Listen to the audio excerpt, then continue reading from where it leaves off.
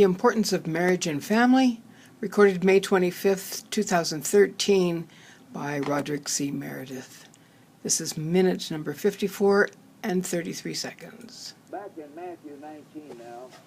Now it came to pass when Jesus had finished these sayings, the Pharisees came and tested him. Verse 3, Matthew 19, verse 3.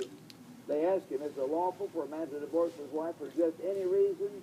Can you get married for just any reason?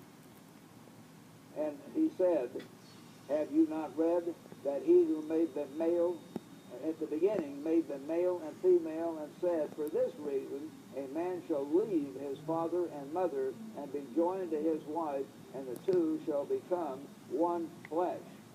So Jesus was simply quoting what we just read a while ago in Genesis.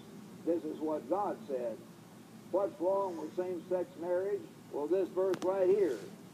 A man shall leave his father and mother and be joined to his wife. God made them male and female, and a man would leave his father and mother, and then the two shall become one flesh. Two, male and female.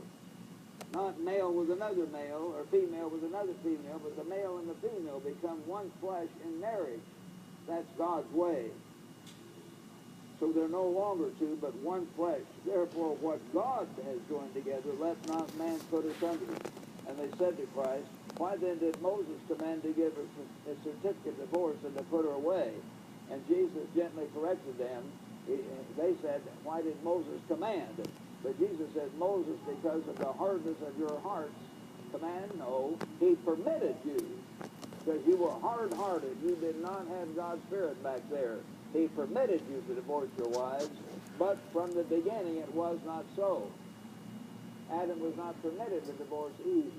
And if he had done, he had no one else to be with anyway. So God intended a man and woman to stay with each other.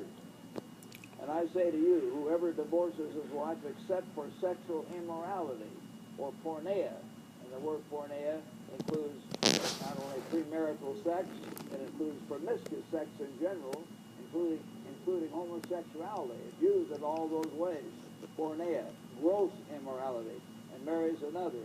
And of course, there's one other reason we know that the Bible indicates that the unconverted maid, back in chapter 1 Corinthians 7:19, if the unconverted maid leaves you, then you can, and then leaves the church, of course, then you could remarry on those grounds.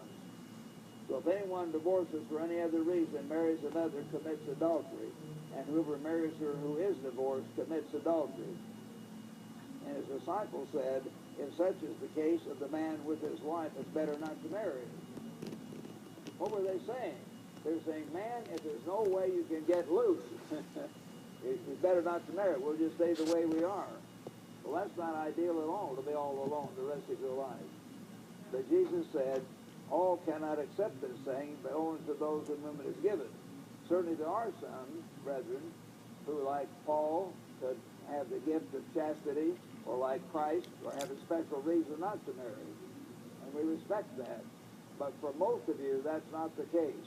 The overwhelming majority of our young people, by young people, I mean all of you under 50, okay? All of you under 50 are young enough to be my children. In fact, my oldest child is 56, so you're still plenty young to get married. And some people get married beyond 50, of course, and are very happy as far as that's concerned. Why? For there are eunuchs who were born from their mother's womb. I think Jesus might have been using a little sarcasm here. I don't know. He says, you don't want to get married, you're a eunuch?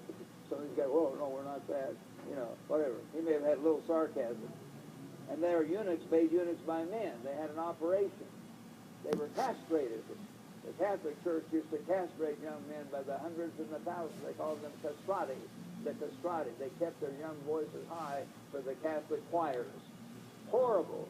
Castrate young men so they could never have a sexual experience, never have children, never have a wife, never have a family, just so the Catholic choirs would have these high male voices. The castrati. Some were made eunuchs by men. And there are eunuchs who made themselves eunuchs for the kingdom of heaven's sake. That's what apparently Paul did. He who is able to accept it, let him accept it. If you can be married, it's better to do so. So let's the indication here, as Christ certainly says that kind of thing throughout the entire Bible, as I've already shown you. He describes marriage as a wonderful thing. As I've said, in my family, I enjoyed having family outings. My father had a cabin, and my sister will remember this. We would go down to our cabin down at Wheeler Park, and there would be Daddy and Mother, Patty and Catherine and I, the five of us, and then Aunt and Uncle Paul, who wrote the old correspondence, and Aunt Ethel would come down usually on a Sunday, and Grandma would be sitting in the smaller seat of his car in the back, carrying a great big pan of extra food. She cooked a lot, wanted to have her part in taking care of things, so the eight of us would eat together Sunday meal, and then we would go down to the little lake and swim and fish and carry on for a few hours. Then they'd go back. But on a long summer weekend, when my dad would get off work and stay down there Friday night, all day Saturday, all day Sunday, and sometimes even on Monday, like this weekend, if you have Memorial Day, we'd be down there 3 days and 4 nights. He loved it down there. And we'd be spending time together the whole time. I remember my older son, Michael, was with us one time on an occasion like that. That was after my father died. And I had to take the lead and get the family down there and try to frighten the snakes away and get Mike and the kids to help me carry the water from the spring so we had no running water, so on. It was a fish cabin, nothing fancy.